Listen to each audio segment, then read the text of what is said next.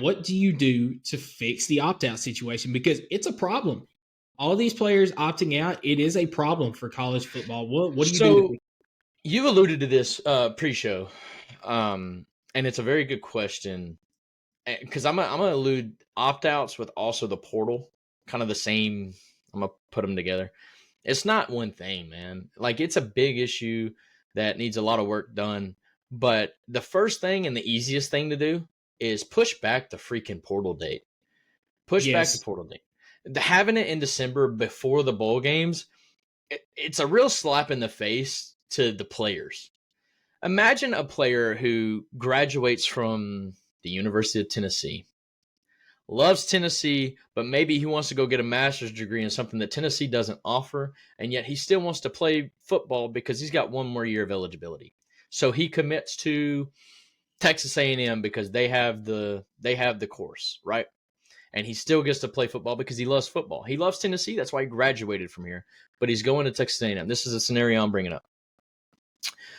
But you're going to tell that kid that he can't make that move unless he basically enters the portal before the season's over with. So now he's having to quit on his team prior to playing his final game there. That is so unfair. Like, because to say, I mean, most casual fans are just going to say, well, if he's hitting the portal, he don't care about the team regardless. Like, no, that's not true. There are certain scenarios out there that the kid really, really loves the school, and that's why he graduates here, but needs that master's degree somewhere else. He might even know that his pro ball's probably not realistic or something. I don't know. But I think the easiest thing that we can do right now, especially to keep opt-outs or, opt-outs to a minimum, is moving that portal date back. Now, you're still going to have your opt-outs from kids that are going pro, but let's be honest, that's 1 or 2% of the athletes in totality. If we're trying to keep these opt-outs in because a kid is basically quitting on a team, we're going to need to push back that portal date to January. Think about it, dude. After bowl season, what the hell are they doing? It's dead period. There's absolutely nothing going on.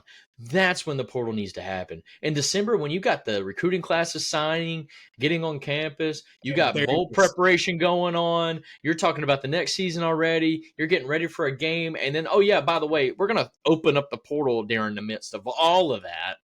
It's just too much, man. Yeah, It's just too there it much. is right there. You got that full play. I don't understand how coaches do it because you've got some coaches that are preparing for conference championships. You've got others that are preparing for bowl games, along with you got the early signing period in December. And you mentioned it. On top of that, you're going to throw in that transfer portal too. There's just way too much going on in that whole Christmas time period. And these coaches are also trying to find time for their families as well. There's Yeah. not enough there's Yeah. not enough And Christmas on top of that. Yeah. Yeah. yeah, there's not Absolutely. enough to go around for those coaches right now. But I think you're right. The transfer portal does need to be moved back. And I was going to save this for later. But the question I had to you that I brought before the show was, what do you do to fix the transfer portal? And I do think that you can put the opt outs and the transfer portal together. But I also want to kind of separate that. What do you do to fix the transfer portal as far as all the problem that the NCAA has with players just being unhappy and transferring? You got to limit the transfers. You've got let's talk about DJU because Uyangale is hard to say. Yeah, DJU is transferring now for the third time in the third season in 3 seasons. yeah, That's ridiculous, dude. Like that's insane. Now I understand if a coaching change. Yep, that's yeah. You go ahead transfer because you probably committed as much to the school you committed to the coach, right? So if there's a yeah. firing, transfer, sure. But allowing a kid to transfer just off of feelings the first time, basically, or whenever time they choose it, based off of feelings, they get the one free transfer. And then you get a kid that can transfer when there's a coaching change, and then you can transfer when you graduate. That's 3 transfer opportunities. That's too much. That is too much. You can transfer during a coaching change or based off of feelings. Like it should almost be like a trump Yes. card. You shouldn't be able to do both. So one or the other. And then I agree that if you graduate, you should be able to transfer solely based on you don't know what that kid wants to get as far as a degree, master's degree, whatever the other school is going to be offering versus what your school offers. Because believe it or Yeah. not, not every college offers the same courses. So Mhm. that's why education is a big deal at Tennessee. I mean, that Tennessee does a great job in their education. But I think as far as amount of transfers, three's too much. Limit it to two. Either you're not happy, transfer, or coach and change, transfer. I don't think you should be able to do both. I agree that that's a good point there. Either you transfer because you're not happy or the coaches, but also when you commit to a school, because just a little side note, how many of these players are transferring out after being at the school for 1 year because they're not just getting put on the field right away like they need to? I'm sure if you dug into the numbers, there's a bunch of those type of players. For that, and in the last 3 years because of NIL money. Yeah, Well, you told me I yeah, was evaluated at NIL. this, and something that I learned watching or listening to the EA show on 99.1 is a lot of times these player evaluations, these numbers that you're seeing on these websites,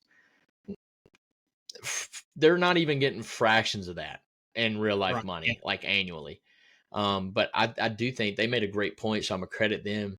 They kind of mentioned, and it won't happen because the legalities is crazy, and it's not just that they commit to play football; they also compete or commit to get an education. But it would be like okay, this is how much you're gonna make in NIL, and like a portion of that has to go toward your tuition.